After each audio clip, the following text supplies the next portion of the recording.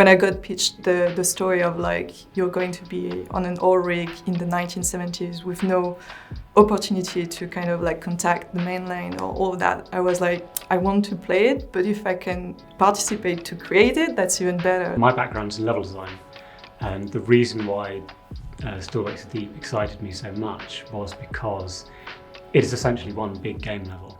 So the way we started making the Beira D is literally blocking things out in the editor and seeing how big things turned out to be. We started quickly to find out that we needed quite a large oil rig for our game to make it work as a playable area. Rob like basically just gave me the controller and said, okay, play the game and like see what you feel. One innovation that we made was a piece of feedback from our creative director, John McCormack, where he encouraged us to put in lighting into our levels, into our blockout levels, that was similar to what we intended in the final game. This is because when you're in the dark, you see the environment differently. You pick out different things. You pick out the contrast between depths rather than forms in the environment. It's really important to play the game, even at a blockout stage, in the same way that the player will experience it. Thankfully, there are some huge structures in the North Sea that we could take inspiration from. So we were looking at even archives of blueprints of oil rigs and things. We're looking at how they're constructed, the types of oil rigs, like semi-submersibles and tension leg platforms and things like that. Another thing we tried to play a lot on the level design side was to have more destruction happening the more you go through scenes in the game.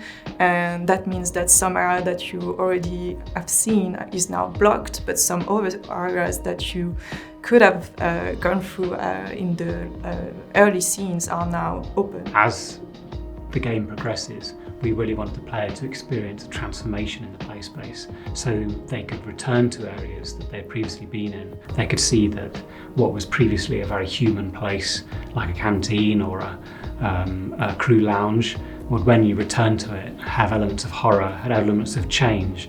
When you do have an environment that is used multiple times at multiple time periods, it becomes very, very difficult to make modifications to that environment, because you then have to change the level in 3 different states. So something even as simple as moving a piece of furniture would take multiple iterations and a lot of work to get right. For example, we've got several scenes where you go down the legs of the rig into the pontoons under the waves.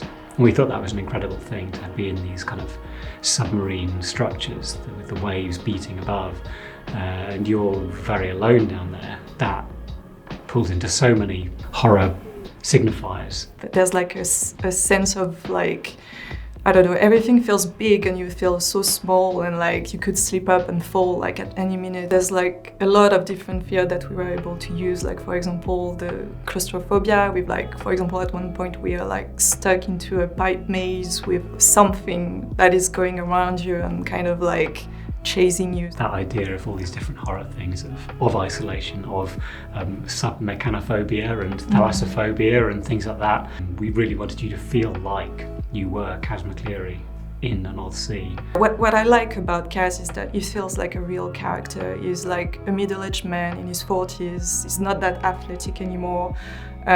He's swearing a lot, but at the same time it makes sense because everything around him is crazy, and it always feels weird to me when in games the character don't react or don't have a voice. It kind of like breaks the immersion for me. Whereas Kaz, like all his reactions feel real and feel like what I would do in his situation.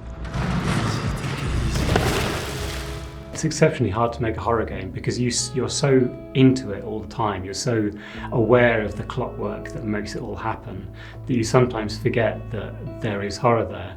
And so experiences that we were quite blasé about, we would send those off to internal and external playtesters. And in some cases they'd be recording themselves on a webcam. There was one moment we got one of these playthroughs back and they just stopped playing and put their heads in their hands and just had to take a few minutes because they were so freaked out, which was a wonderful moment. That's where you know you're getting the horror right. When I see people talking about their wishes for a game with a brave narrative that believes in itself, I want them to feel like this is that game, something that is an experience that they will never forget.